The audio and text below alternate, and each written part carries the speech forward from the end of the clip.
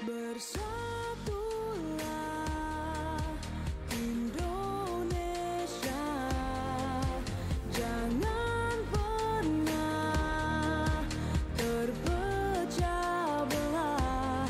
Walau kita berbeda, walau kita tak sama, Radio Republik Indonesia, kita Indonesia sesungguhnya.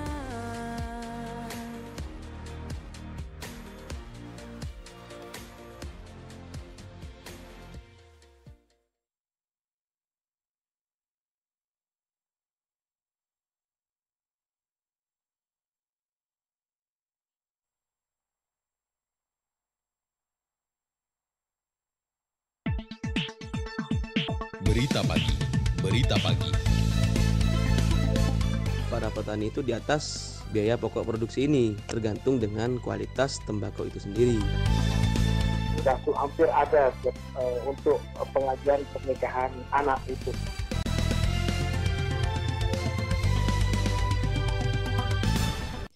Selamat pagi pendengar dan pemirsa. Pukul 6 waktu Indonesia Barat. Saatnya kita ikuti berita pagi edisi Senin 5 Agustus 2024. Saya Siti Aisyah akan menyampaikan buletin berita pagi selengkapnya.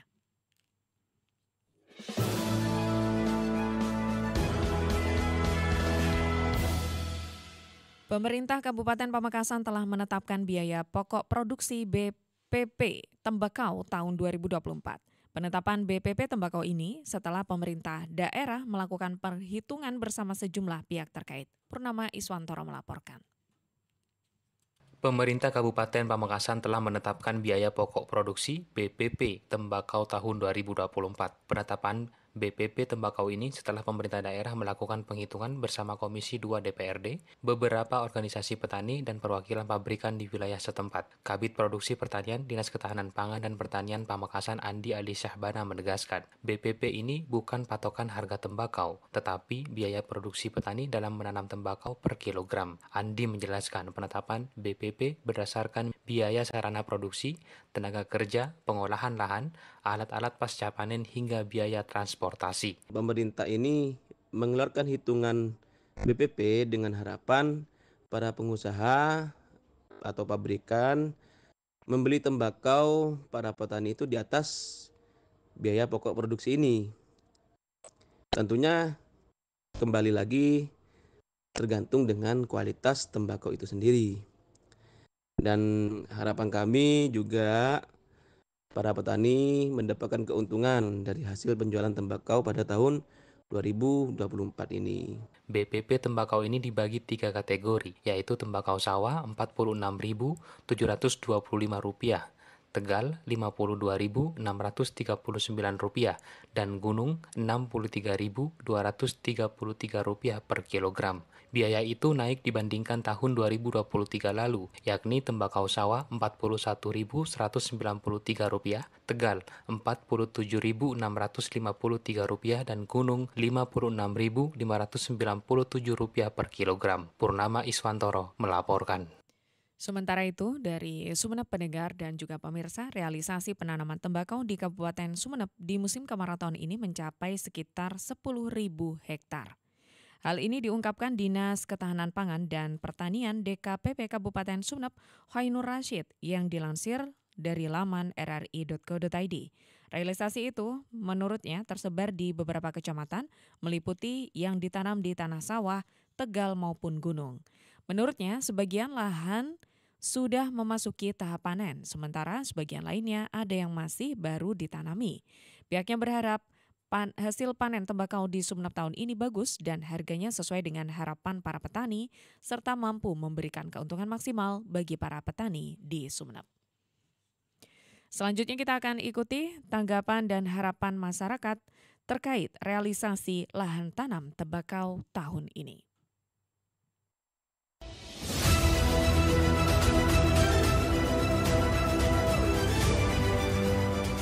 Sebaiknya pemerintah juga menyiapkan regulasi agar saat panen tembakau agar petani tidak rugi karena harga jual yang rendah. Sejauh ini tembakau Madura memang banyak diserap oleh produsen rokok, namun terkadang harganya yang kurang bersahabat. Memang target lahan tanam tembakau cukup luas. Cuma bagaimana nantinya ketika sudah panen tembakau, petani juga dapat perlindungan dari segi harga jualnya biar tidak rugi. Selama ini harga jual masih naik turun, sehingga petani sering rugi.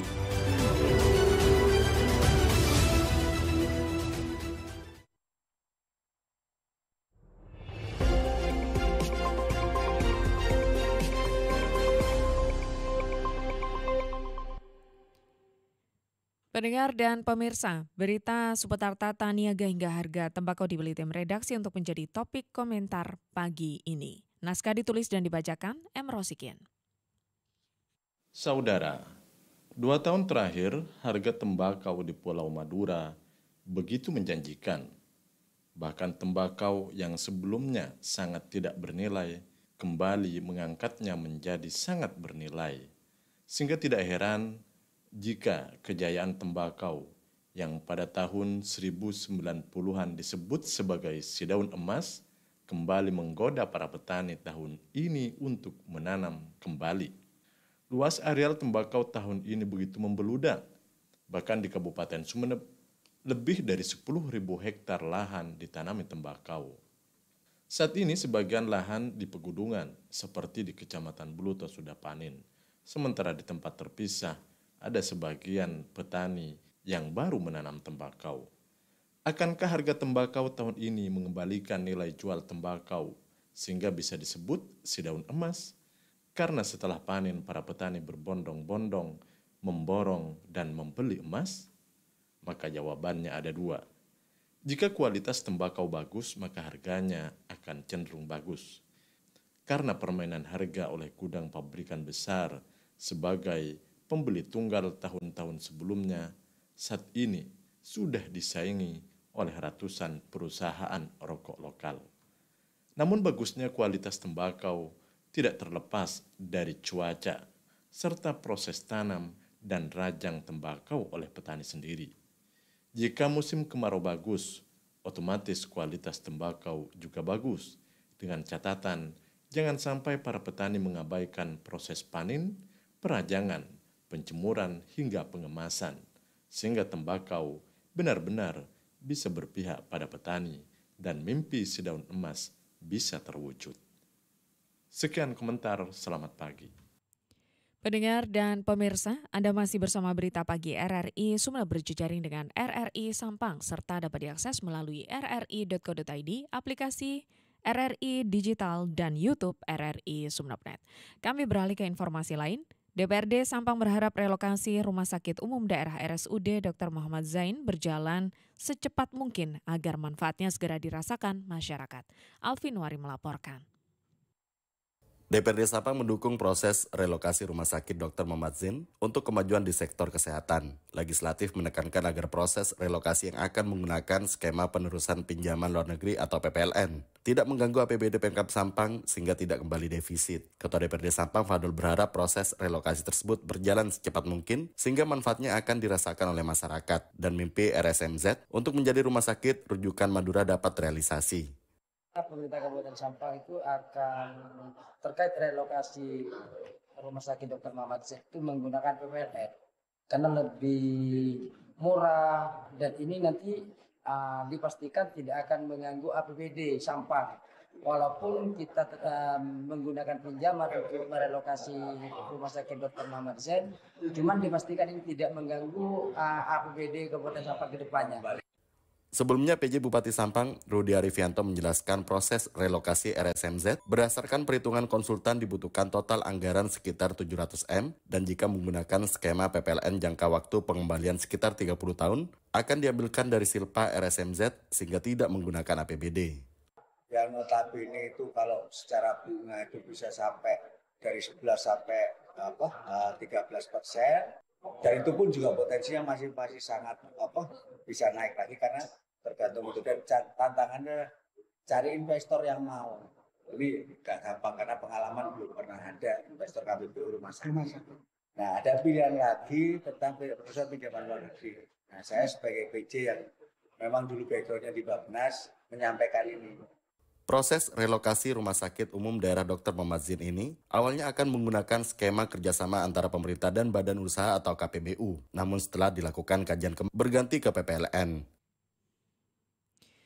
Dari Sampang kita ke Sumeneb, Satres Narkoba Polres Sumeneb menangkap seorang pria yang merupakan warga Kabupaten Sampang karena penyalahgunaan narkoba jenis sabu. Imam Mukhlis melaporkan.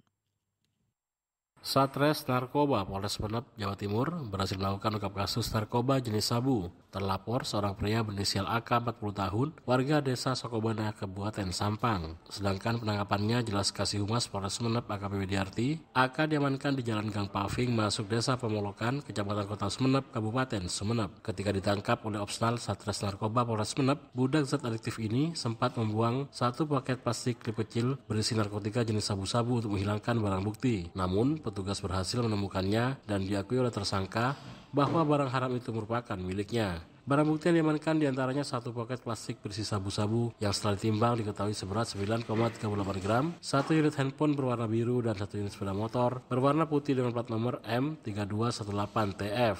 Adapun pasal yang diterapkan yaitu pasal 114 ayat 1 sub pasal 112 ayat 1 Undang-Undang RI nomor 35 tahun 2009 tentang narkotika. Saat ini Papara KP Widiarti yang bersangkutan beserta barang bukti sudah diamankan di kantor Satres Narkoba Polres Sumeneb guna proses hukum lebih lanjut. Selain itu, kasus tersebut juga sedang dalam pengembangan untuk mengetahui dan memotong penyebaran zat adiktif itu, terutama di wilayah hukum Polres Sumeneb.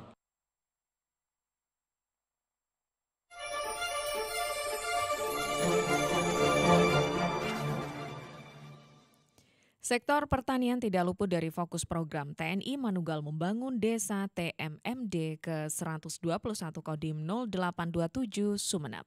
Terdapat beberapa kecamatan yang menjadi sasaran untuk penanaman padi. Supriyadi melaporkan. Kegiatan TNI Manunggal membangun desa TMMD ke 121 di Kabupaten Sumeneb sektor pertanian tidak luput dari sasaran. Dalam bidang pertanian, Satgas TMMD fokus terhadap pengembangan budidaya padi. Sudah ada 2 wilayah yang menjadi sasaran, di antaranya Desa Pentelan Kecamatan Batu Putih dengan mencakup areal tanam 10 hektar. Kemudian di Desa Betes Kecamatan Dasu 5 hektar. Komandan Kodim 0827 Sumeneb Letkol Infantri, Yoyo Wahyudi usai penanaman padi di Desa Betes pada Minggu 4 Agustus 2024 menjelaskan, penanaman padi menjadi bagian dari program unggulan Kasat tentang peningkatan produksi pertanian. Meski saat ini musim kemarau, namun penanaman padi tetap bisa terlaksana dengan adanya program pompanisasi. Kita melakukan gerakan tanam padi dalam rangka satu mendukung kegiatan program perluasan area tanam Kementerian Pertanian dan juga dalam rangka TMMD 121 Kodim Sumeneb. Tanam padi ini dalam rangka untuk menjaga stabilitas ketahanan pangan kita. Harapan kita ke depan semoga berjalan terus sehingga sasaran atau target kita dalam ketahanan pangan ini bisa tercapai. Sementara Direktur Perlindungan Tanaman Pangan Kementerian Pertanian Rahmat mengapresiasi TMMD ke 121 Kodim 0827 Sumeneb yang juga menyasar sektor pertanian. Mengenai pompanisasi, Rahmat mengatakan ini merupakan program pemerintah untuk mewujudkan ketahanan pangan. Komitmen ya dari pemerintah, baik itu pusat, daerah maupun dari jajaran TNI untuk senantiasa menjaga ketahanan pangan dan ini dibuktikan di Sumeneb ini meskipun kondisi cuaca sedang musim kemarau bisa berbudidaya padi dan ini juga menunjukkan bahwa yang namanya petani, bagi petani kalau ada air pasti tanam padi. Penanaman padi dengan pompanisasi merupakan sasaran tambahan TMMD ke 121 Kodim 0827 Sumeneb. Kabupaten Sumeneb menjadi salah satu wilayah sasaran karena memiliki potensi besar dalam bidang pertanian. Kembali ke Sampang pendengar, dalam upaya meningkatkan ekonomi, Disbud Porapar Sampang terus melakukan upaya mendorong pelaku desa wisata meningkatkan dan mengembangkan potensinya. Hoirul Umam melaporkan. Pemerintah Kabupaten Sampang, Madura melalui Dinas Pemuda Olahraga Budaya dan Pariwisata Dispora Budpar setempat terus berupaya agar desa wisata di daerahnya dikembangkan dalam upaya meningkatkan ekonomi dan menyerap tenaga kerja. Kepala Bidang Pariwisata Dispora Budpar Sampang, Enda Nursiskawati, Minggu 4 Agustus 2024 mengaku telah melakukan langkah maksimal dalam pengembangan desa wisata, salah satunya dengan mensinergikan dengan program OPD terkait seperti Diskoprindak, DPMD, Dinas Pertanian, dan Dinas Tenaga Kerja. Para pihak owner telah melakukan koordinasi dengan program tersebut, salah satunya dengan menggelar pelatihan bertani, pelatihan UMKM, dan pengelolaan BUMDes. Dari kami sendiri, dari pariwisata ini kita kan tidak memiliki keahlian khusus untuk mengelola desa ini. Itu kita sampaikan tadi, kita membantu untuk mensinergikan antar program. Di antaranya mungkin dari program-program yang ada di Dinas Koperasi dan UMKM, terus kemudian Dinas Ketenagakerjaan untuk pelatihan kerjanya, coba susun jadi satu matrik kesatuan Sampang yang bisa kita fokuskan untuk pengembangan program prioritas desa wisata. Sementara owner Kampung Melon Napote, Desa Pira Timur, Kecamatan Sokobana, Sampang, Mahfud mengaku pihaknya telah mengembangkan desa wisata dan meningkatkan ekonomi warga, juga menyerap tenaga kerja, salah satunya yang dilakukan dengan pengolahan melon menjadi beberapa variasi jajanan dengan melibatkan para warga untuk mengolahnya.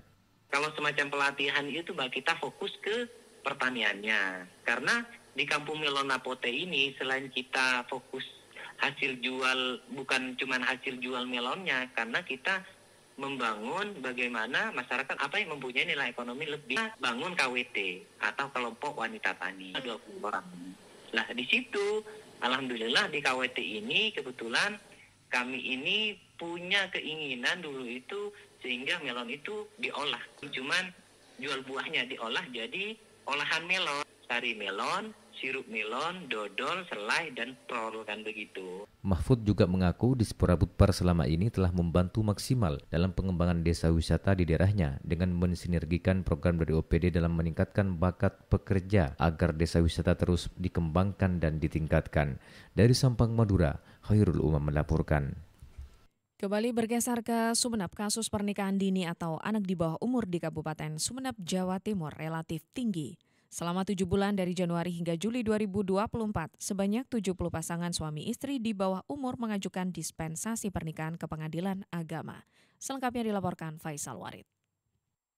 Sebanyak 70 pasangan suami istri di Kabupaten Sumeneb, Jawa Timur menikah di bawah umur sebab usianya belum mencapai 19 tahun atau batasan usia minimal yang disyaratkan dalam pernikahan. Hal itu diketahui berdasarkan dispensasi atau permohonan keringanan agar tercatat pernikahannya walaupun belum mencapai batas usia minimal ke Pengadilan Agama PA Sumeneb selama periode Januari hingga Juli 2024. Ketua PA Sumeneb Muhammad Jati mengungkapkan kasus pernikahan anak di bawah umur di daerahnya relatif tinggi. Namun jika dibanding dengan tahun 2023 lalu relatif menurun sebab saat itu mencapai 180 perkara dispensasi, bahkan 2022 mencapai 280 perkara. Menurut dia dari beberapa perkara dispensasi pasutri yang menikah di bawah umur rata-rata karena dorongan orang tua, faktor budaya dan ekonomi. Hampir sebetulnya yang banyak itu pedesaan, baik di daerah kepulauan seperti Sepudi, Genteng, kemudian di beberapa kecamatan seperti daerah Perakeun, hampir ada untuk pengajian pernikahan anak itu. Pernikahan anak ini sudah menjadi perhatian nasional juga. Mengajukan dispen, kemudian diproses memenuhi beberapa persyaratan, diantaranya keterangan kesehatan. Jati menyebutkan perkara dispensasi pernikahan anak di bawah umur yang masuk ke PA sebenarnya hanya sebagian kecil saja yang tidak tampak di permukaan, dengan menikah di bawah tangan diduga jauh lebih banyak. Pihaknya meminta semua elemen masyarakat baik tokoh agama maupun tokoh masyarakat termasuk pemerintah desa untuk ikut andil menekan praktik pernikahan di bawah umur sebab resikonya sangat besar seperti kesehatan anak, stunting, perceraian hingga terjadi kekerasan dalam rumah tangga.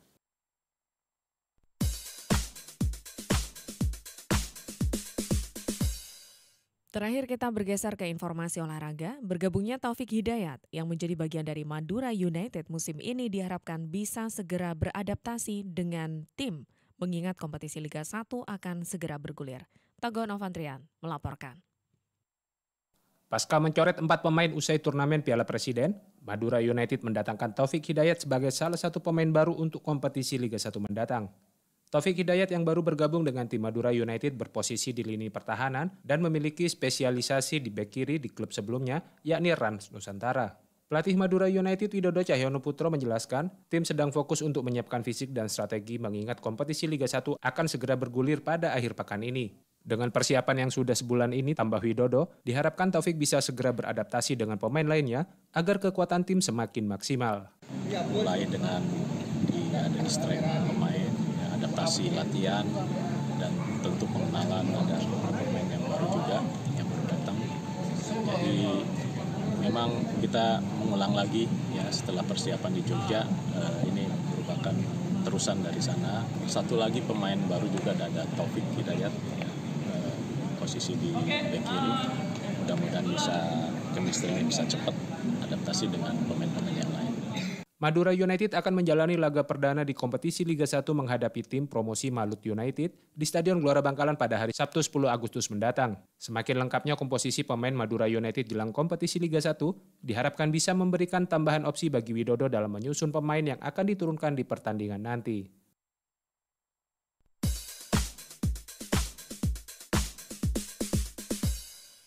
Pendengar dan pemirsa, sekian berita pagi produksi Radio Republik Indonesia Sumeneb. Untuk kritik dan saran Anda bisa melalui telepon 0328662317 atau melalui alamat email di rrisumeneb@yahoo.com. Dari lantai 1 Urip Sumarjo 26 Sumeneb, saya Siti Aisyah, Gatekeeper Waisul Karni, tim RRI-Net Ahmad Zaini dan Vicky Ardilianto bersama kerabat kerja yang bertugas menyampaikan terima kasih atas kebersamaan Anda. Selamat pagi.